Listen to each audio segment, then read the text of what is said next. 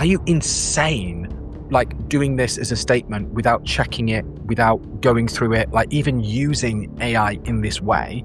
I had no idea that your chatbot history could be subpoenaed by a court of law. Whenever you're using an AI tool for something, just be aware that if you were ever found in an incriminating position for whatever reason, this can now be used against you. 3M hired the guy, paid him $475 an hour, and then there's the confirmation bias within ChatGPT where he said, prove to me that 3M is 0% responsible for this.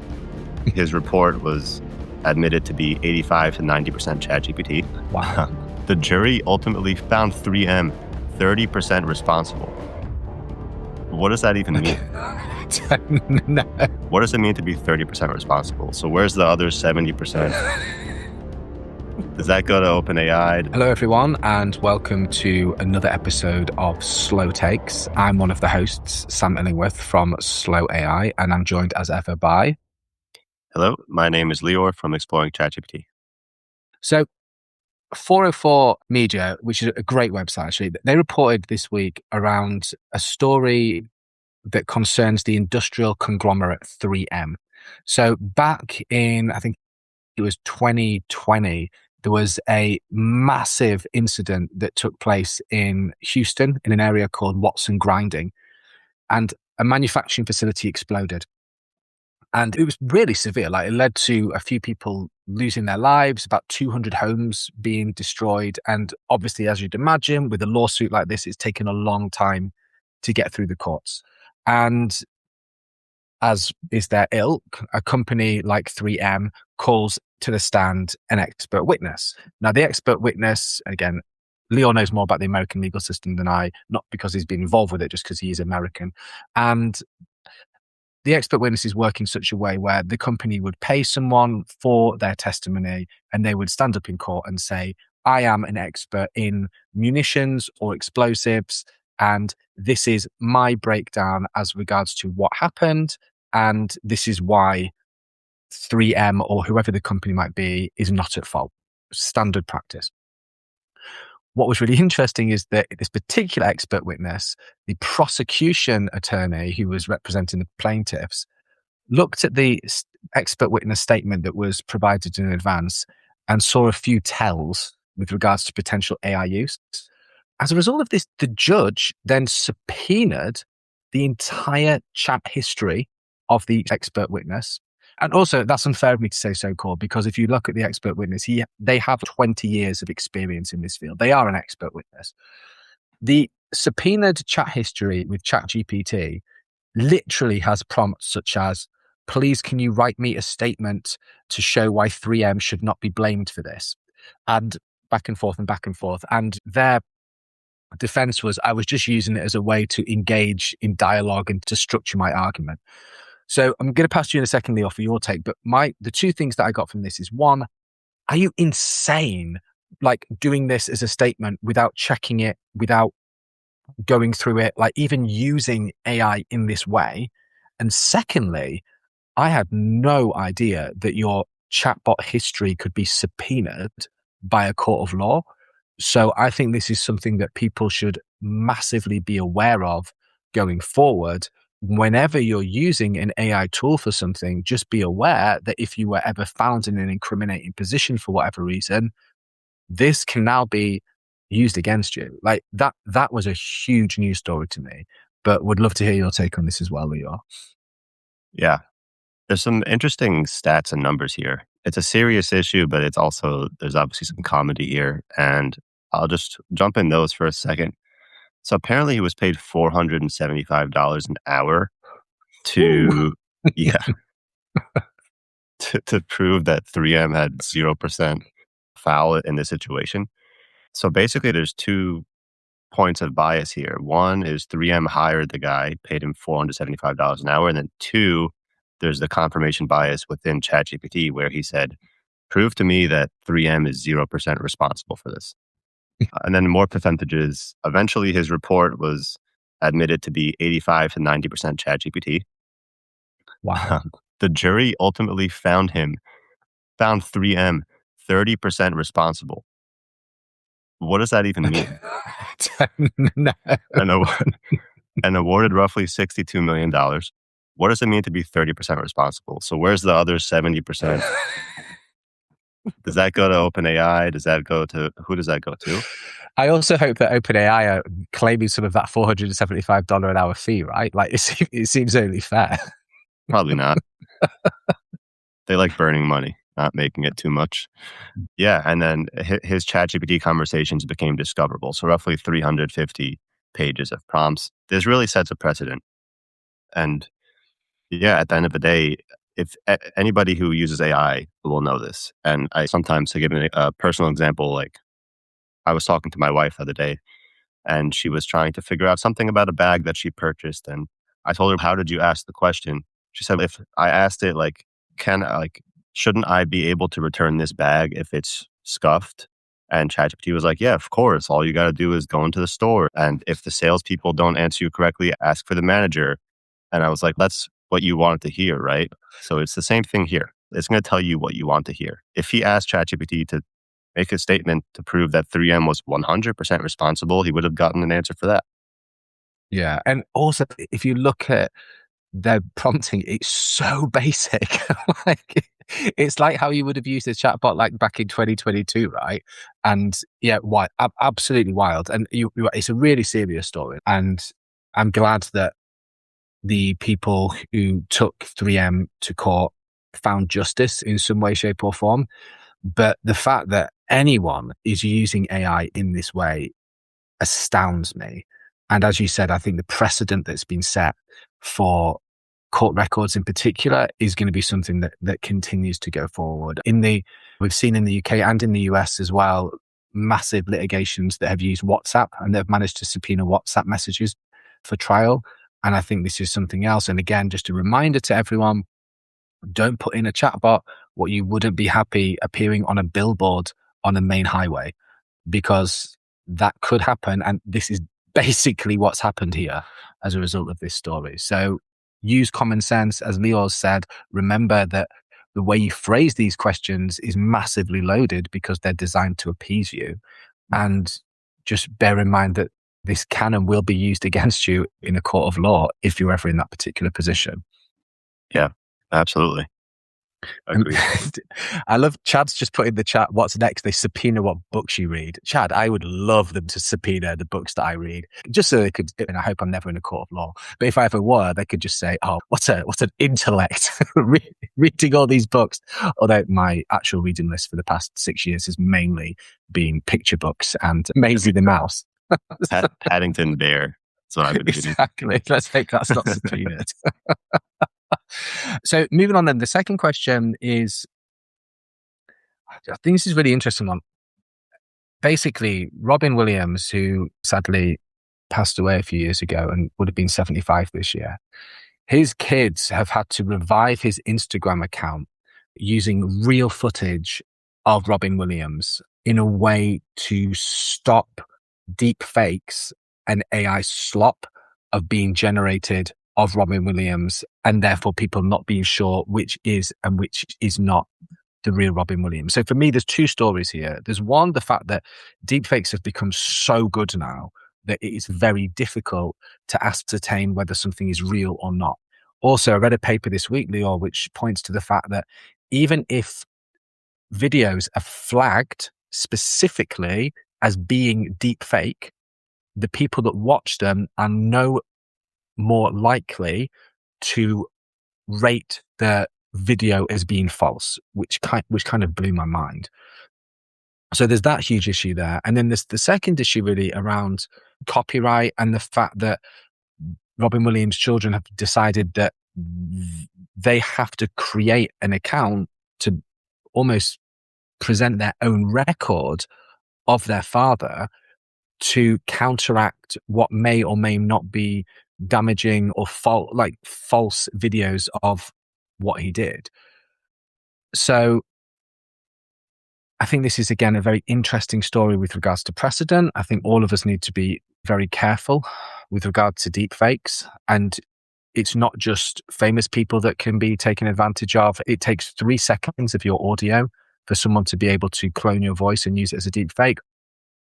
about less than 60% of people can identify whether or not a video is AI generated or human. And as I've said, even when people know it's a fake, people still don't necessarily know whether to trust it or not. So, final point for me, then I'll pass it over to Leor for his take. My advice for everyone, regardless of whether you're famous or not, is to set a family safe word. So that if anybody ever rings you up and says, I am your son or your husband or your father, I want X amount of money for this reason, you ask them what that safe word is. And if they're unable to tell you it, you hang up. And that's a safe word you don't write down, you don't put it digitally, you just talk over the dinner table tonight and work out what it is. Not like a family pet or anything like that, just something that only you would know as a family. So yeah, that's a bit of advice, but would love to hear your take on this particular story, Leor. Yeah.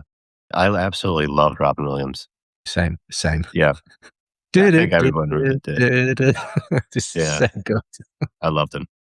I think my main take here is this. I do agree, like, for example, in the chat, some people are saying that deepfakes are too real and probably they shouldn't exist, but they do.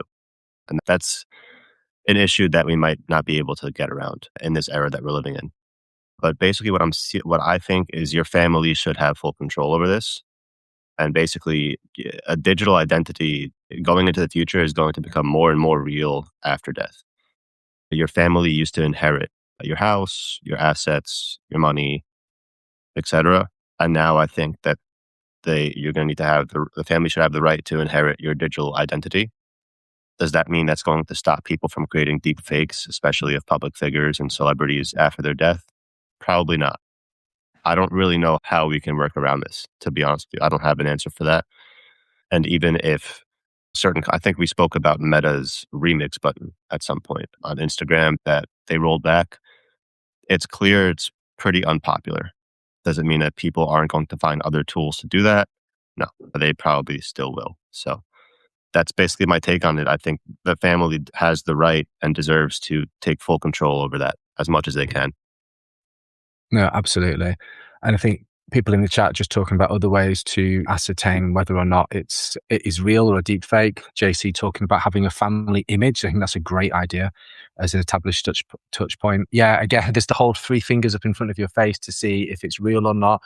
Again, that can, from some of the literature I've been reading, that can be fake now as well. Something that is very difficult for AI tools to deepfake is to have like dexterous hand-eye coordination, so like fiddling with earphone wires, for example. And again, just really trying to ascertain whether or not who you're talking to is real. So moving on to the next story, then we've moved from an American story, I would say, with Robin Williams, although beloved by all, to a very, very British story.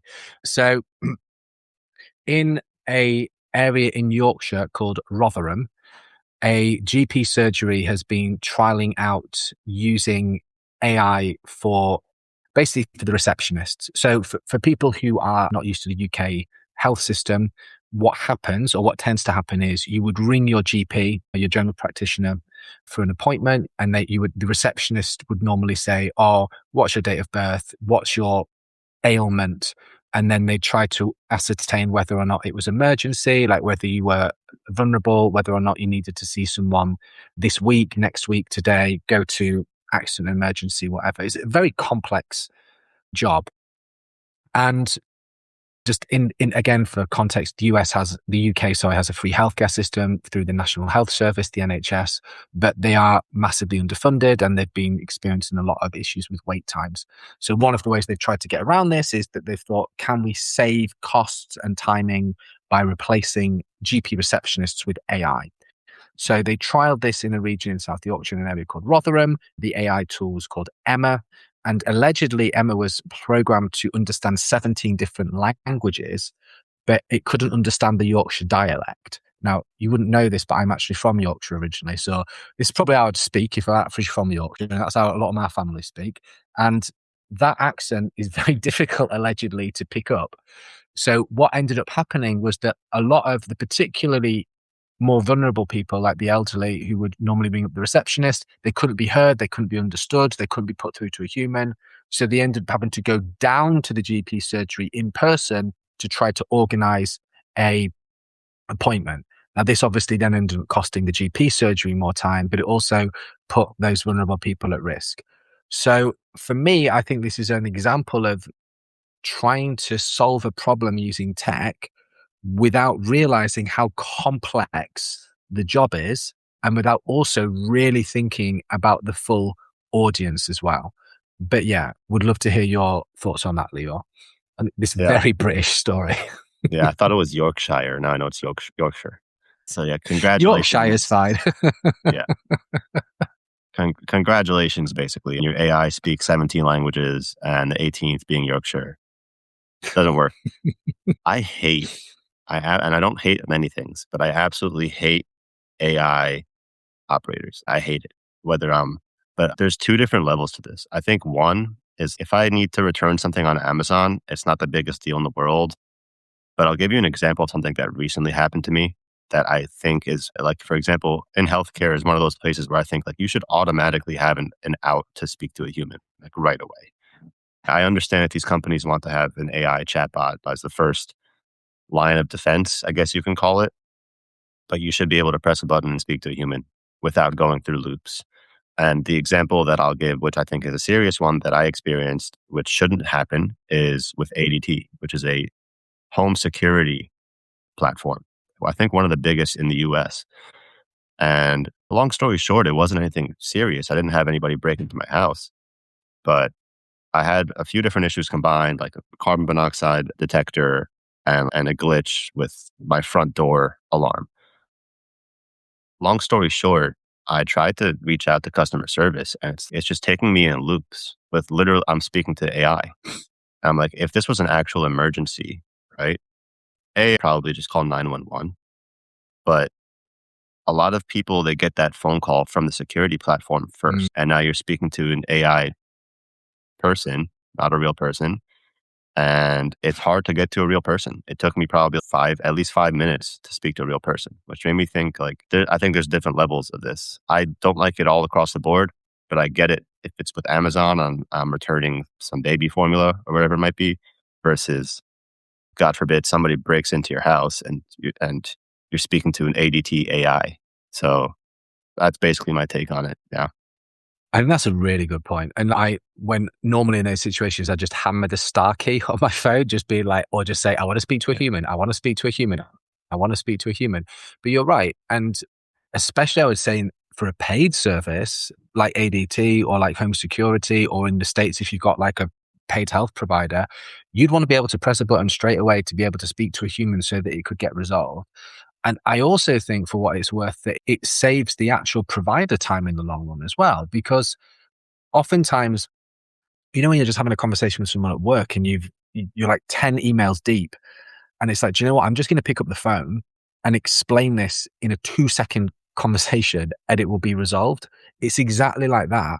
But then you get you get stuck in these infinite loops really with an AI tool that doesn't help you and it's not useful. And as you say, can really prejudice against vulnerable audiences as well. We've talked in the past as well about how companies are actually starting to roll back on the cuts that they've made with regards to AI service bots. Klarna is a great example. They made loads of cuts to try to replace customer services with AI tools and then realized that people hated it, like absolutely hated it. And customer services is a really difficult job. And when you get it right, it works incredibly well. And my own anecdotally myself, I try to choose providers where even if you pay a premium, you have a human at the other end of the phone or the email to then start that discussion. In the UK, Octopus Energy is something similar. They try to have human providers and it just makes it much more straightforward. So I really hope that they roll back on this, and also that in doing so, they realize that a lot of jobs that AI tools are trying to automate because they think they're easy or straightforward are not. A receptionist at a medical center or a GP health clinic is extremely hard. Like, these people work very long hours. They have to deal with extremely difficult processes. And shout out to mine. Mine is absolutely amazing here in rural Scotland. I get seen almost always the same day. My children always get seen. That's in large part because I can ring up the receptionist and speak to a human and explain the situation rather than get stuck in a loop for like 20 minutes as I need urgent medical help. So yeah, absolutely. And I hadn't thought about the security one, Leo. So that's a great point. Yeah. Sticking with AI automation in Britain, if that's okay. Yeah. So we have a chain of stores over in the UK called Sainsbury's, which is probably a bit like your Walmart, something like that. It's like a slightly upmarket, somewhere between Whole Foods and Walmart is where I would place Sainsbury's, something like that. And they have a lot of express stops in major cities where you can go in and do your shopping. And you'll know that, I guess over there you have like automated tills where you go in, you self-scan everything yourself. Now in the UK, we also have recently started having in these self-scanning tills, there's also like a little CCTV square that kind of records everything that you're doing as a way to protect against shoplifting. Again, not against that, totally understand why that's necessary. But what's happened in this particular store is that there was this guy called Matt Arnold who was going into a Sainsbury's store in East Dulwich in London. And he was literally just going to go and buy supplies for a comedy gig that was happening next door. All of a sudden, he looked up and saw his face was being circled by a red circle on this CCTV screen. And two security guards came over and basically said, "You need to leave the store." And he was like, "What is going on?" And they said that AI technology had identified him as a potential shoplifter based on previous behaviors. To which point he was like, "What are you talking about? Okay, fine. I'll leave my stuff in the baggage area and my colleague can come back and pay for it." Rather sillily, the people that worked in the store then proceeded to eject him anyway. At that point, I was like, this isn't the behavior of a thief, but maybe those people had to follow protocol. That's fair enough. My point here before I pass over to you is this technology is already in place in shops. It's being used to try to prevent crime from happening in a Minority Report type of way. And even if the accuracy is to be believed of like 99.98%, that's like still what, 2 in 1,000 people it's going to get wrong. Think how many people go into those stores across the country. Think how many times they're going to get it wrong.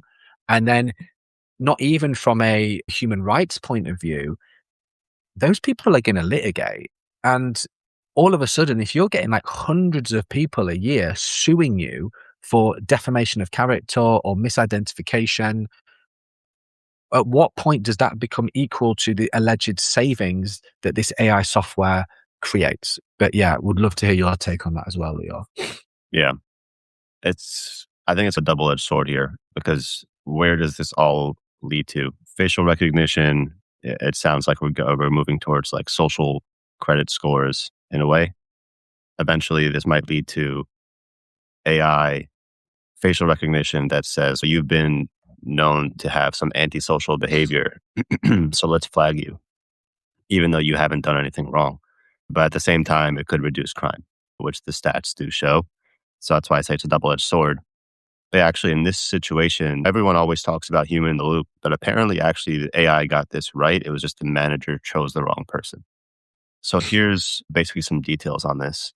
So Sainsbury claims 99.98% accuracy, 46% reduction in theft, aggression, and antisocial behavior. So that's where the antisocial behavior comes in. I'm saying, where will this actually lead to? I don't really like that too much. And 92% of identified offenders not returning. Also, they're going to expand this to 200 plus stores. So like you were talking about at scale, this is where the issue comes in. It's similar to the AI detector story. Anything at scale, even if you're 99% accurate or 99.98% accurate, you do this to millions of people, and now there's going to be thousands of people that are negatively affected. This is why I love reports that give statistics, right? Because for me, I hear 92% of people who were brought out of the store never returned. Doesn't say whether they're guilty or not, right? It's just that 92% of people that were identified as being fraudulent never come back. Is that a good business model? I know that if I was falsely flagged as being a criminal, I'd never be returning to that store, right? That's a weird stat for them to be reporting. 1,000%. And also, what is flagging for antisocial behavior? What does that even mean? And this is where it kind of becomes like a Black Mirror episode. like social credit scores. What is that? How do you flag somebody for antisocial behavior? What is antisocial behavior? Whose definition of antisocial behavior we're using? Exactly that. Is your definition of antisocial behavior peaceful protest, like speaking out against the current regime? Or is your definition of antisocial behavior something very different? Absolutely. And does it say anywhere social behavior is defined as? Yeah. Yeah. This could become an issue down the line. So as much as I would like to reduce crime, I think that would be great. I don't really like where this is all going, and it seems like it's not stopping. Exactly. And I think what it's got in common with the previous story is it's all about trying to automate things without necessarily having those humans. I agreed that the managers made a mistake in this instance, but I also think that it might be because they don't have the agency or the autonomy to, maybe their briefing has been go along with this software rather than take your own chances. And for what those people are paid, is it worth them fighting against the machine? Almost certainly not. Yeah. I want to mention what Chad said here. Like protesting on private property isn't allowed, is it? And yeah, I agree. But this is also the issue. There's two separate sides to this. There's the private property side where Sainsbury is a business, right? They can do whatever they want in their stores. No problem. But then you go over to something like the flock cameras that we spoke about, where now that's public, but it is venture backed. So now anytime that you're in public, you have AI surveillance. It's like, I can't say anything about really Sainsbury doing. I could say my opinion, but whether or not anybody has any control over how that will continue into the future, nobody does. Only Sainsbury has that. Exactly, man. And like, I think the point is that these tools are not perfect and they make mistakes. And I think the problem is that many people think that they don't make mistakes and they don't have the same inherent biases. And we've talked loads on this show about flock surveillance cameras, about like the UK border force using AI tools to ascertain whether or not refugees are children or not. Now we're talking about whether or not someone's a criminal. These are decisions that are extremely complex. And even if we're using AI tools to identify potential criminals, for me, that should be part of the evidence. It shouldn't be like judge, jury, and executioner.